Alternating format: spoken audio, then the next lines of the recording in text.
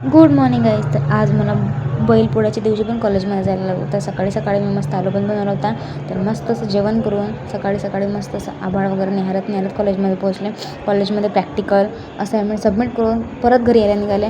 तर मला 1.5 तासानंतर बस मिळाली आणि त्याच्यामध्ये पण धक्काबुक्की करत करत बरं झालं जागा मिळाली. घरी येत होते तर आभाळ दिसला. मला वाटलं की घरी जाईपर्यंत पाऊसच पडते की काय, आणि त्याच्यामध्ये मला बैलाचे शिंग रंगवायचे होते. तर बरं झालं ते की पाऊस नाही पडला. तर घरी येऊन मस्त असं बैलाचे शिंग वगैरे रंगवले. माझा व्हिडिओ काही घेतलाच नाही कोणी. शिंगांना कलर मीच दिला आहे. त्यानंतर मठाठी आणि बेलपत्र लावून दिले बैलांना.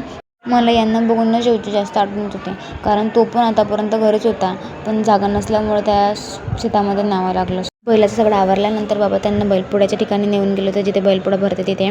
पोळा फोडून घरी आल्याच्यानंतर त्यांची पूजा करून घेतली, त्यांना नैवेद्य वगैरे दिला. आजचा सण बैलांसोबतच बळीराजाचा म्हणजे शेतकऱ्यांचा देखील आहे, कारण यांच्याचमुळे आज पूर्ण जगाला अन्नधान्य मिळतो. कर्नाटक आणि दक्षिण महाराष्ट्रात या सणाला बेंदूर म्हणतात. नाव कोणतं का असना, पण भावना मात्र एकच राहते. तर कसा वाटला तुम्हाला आमच्या बैलांचा लूक, नक्की कमेंट करून सांगा. आणि व्हिडिओ आवडला असेल तर लाईक, शेअर, सबस्क्राईब. आणि तुमच्याकडे पोळा कसा सेलिब्रेट करून झाला तेही सांगा.